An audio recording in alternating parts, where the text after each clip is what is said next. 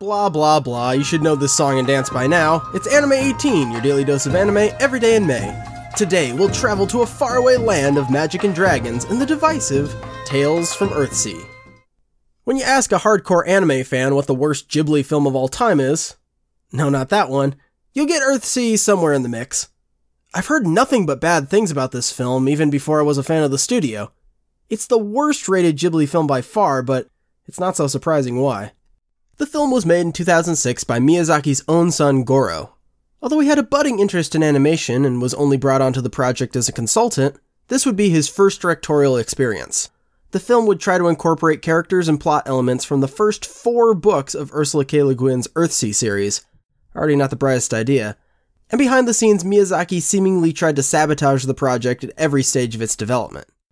YouTuber Stevem has a great series on Goro and his father's careers and really enlightened me on their dynamic and Goro's background. I always assumed Goro was the spoiled son of a successful director who daddy let sit in the big chair to direct a couple of flops. But learning about the man's struggles and pressures to be a part of the studio made me approach Earthsea with more forgiving eyes. Now, I know next to nothing about the source material, but it's clear the film tries to bite off more than it can chew. As far as inaccuracies and creative liberties, I can't speak much to it, but Stephen points to recurring themes of Goro's directorial work like youthful defiance and love of agriculture, of which Goro originally went to school for. These little details even make me more sympathetic to films I panned in the past, like Poppy Hill.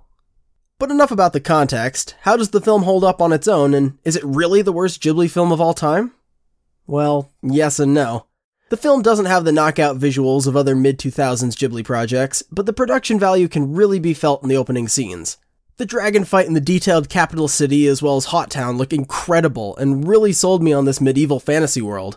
It all looks like a precursor to Ni no Kuni, which I think iterated and improved a lot on this aesthetic. Our cast includes the nihilist prince with a dark secret Eren and the wise old archmage Sparrowhawk. Why don't you just pick a bird and stick with it? Oh well, he's a cold and quiet Qui-Gon Jinn kind of guy, and despite being basically the most powerful wizard in the whole world, even his power is all but faded from him. You see, as mankind tries more and more to control the planet, things are thrown off balance, yada yada, save the Earth. Nothing we haven't heard in a Ghibli film before. Unfortunately, this means there won't be any sick magic to break up the endless walking and talking and farming. For being an amalgamation of almost an entire novel series, there certainly wasn't a lot going on to drive the plot. Eren is on the road, fleeing from his country after murdering his father, the king, in a blind rage, and Sparrowhawk is a wandering Gandalf type without much purpose or urgency. So when the two come to stay at a dinky farmhouse in the middle of nowhere, it's actually an improvement, because at least there are more characters to interact with. In the big city, Eren protects a girl, Teru, from being sold into slavery, and she happens to be the sort of adopted daughter of this potion seller, Tenar. She was burned and abused by her family, but we don't get much backstory on any of these characters. One of my major complaints, besides the lack of action, is the cast. Because while they have decent chemistry and designs, the film either assumes you know the Earthsea story or doesn't do anything interesting with the characters. There's a villain who has this mysterious plan to achieve eternal life and become 2D from the gorillas, apparently. But we never see him do anything towards it besides brainwash Eren, who I guess has something to do with it. There's some secret about people having true names like Eren and Teru. Does everyone in this world have a secret name that gives them dragon transformation powers, or is that a special royalty thing? And while Disney has a pretty good track record for Ghibli English dubs, the performances were so dull and monotone throughout. Everyone's either whispering or totally deadpan for the most part. Teru was the worst. Her voice actress never had a convincing scene, even though her character has the most emotional outbursts. Thankfully, her character was pouty and shy for the majority of the film.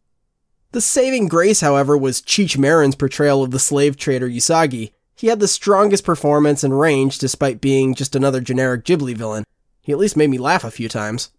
The last thing I want to touch on is the dark subject matter.